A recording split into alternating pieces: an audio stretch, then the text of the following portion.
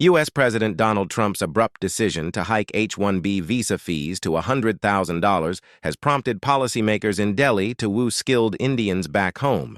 A bureaucrat, who works closely with Prime Minister Narendra Modi, recently said that the government was actively encouraging overseas Indians to return and contribute to nation building. Yet, another member of the PM's Economic Advisory Council told a media conclave that H-1B visas have always served the interests of the host nation, and so the hike in fee boded well for India's ability to attract global talent.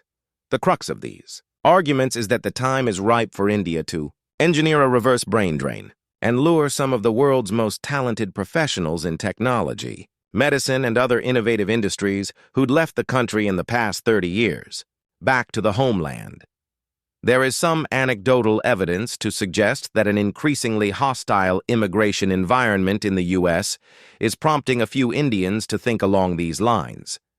But getting hundreds of thousands of people to ditch Bellevue for Bengaluru will be easier said than done. Several experts told the BBC Nithin. Hassan is among the few Indians who had settled in the U.S. for the last 20 years but took a leap of faith and decided to move back to Bengaluru, often called India's Silicon Valley. Last year, it wasn't an easy call. He quit a $1 million job at Meta to plunge into the uncertain world of startups. I've always wanted to start something of my own, but my immigration status in the U.S. limited that freedom, Mr. Hassan told the BBC. Since his return, Mr. Hassan has launched 2 startups, including a platform called B2I, Back to India, that helps other Indians settled in the U.S.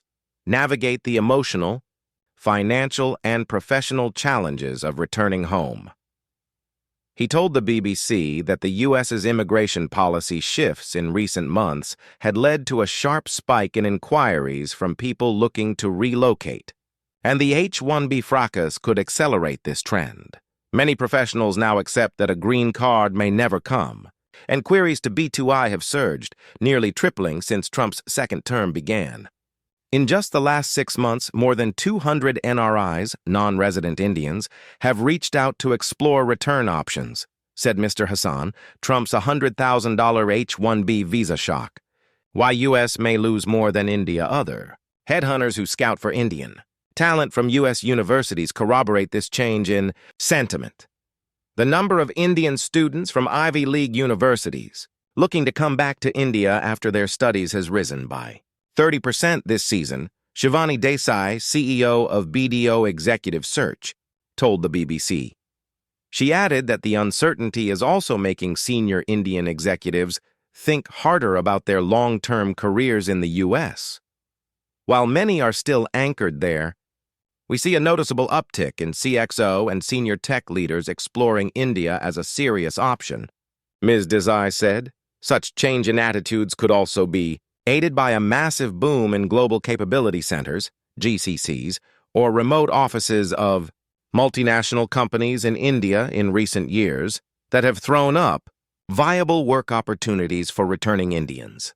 These offshore operations could be where those from the tech industry relocate to if the U.S. closes its doors to them, making GCCs increasingly attractive to talent, especially as on-site opportunities decline, according to asset management firm Franklin Templeton. But driving reverse migration at scale will require a concerted and serious effort by the government, and that's currently missing, says Sanjaya Baru, former media advisor to Prime Minister Manmohan Singh and author of Secession of the Successful, The Flight Out of New India, a book on India's brain drain. The government will have to go out and actually identify individuals, including top-of-the-line scientists, professionals, and entrepreneurs, it wants back. That requires effort, and it needs to come straight from the top, Mr. Baru told the BBC. He said this was what Jawaharlal Nehru, India's first prime minister, did back in the day to get top minds in areas like space and nuclear, technology back home, and build institutions like the premier Indian Institute of Science. They were driven by a strong sense of purpose and nationalism. Where is the incentive to come back now? Said Mr. Baru.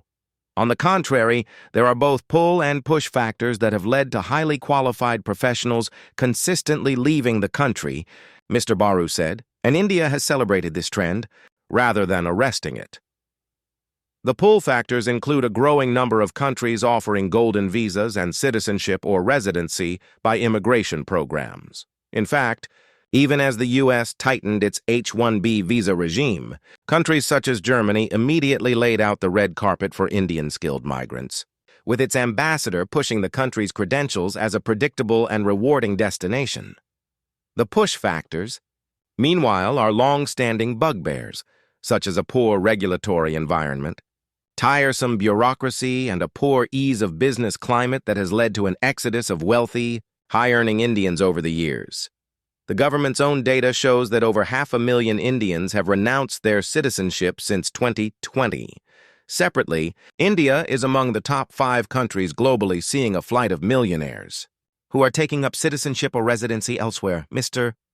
Hassan says the government needs to work towards reducing several friction points simultaneously if it is really serious about getting overseas Indians to return. This includes simpler tax laws, targeted incentives such as special startup visas, and fixing other more fundamental problems such as poor physical infrastructure and urban congestion. It will also mean creating a better ecosystem for the highly educated to thrive, including elevating the scale of R&D, research and development, and education back home, says Mr. Baru, precisely the stuff that made the U.S. such a big draw for Indian talent over the past half a century.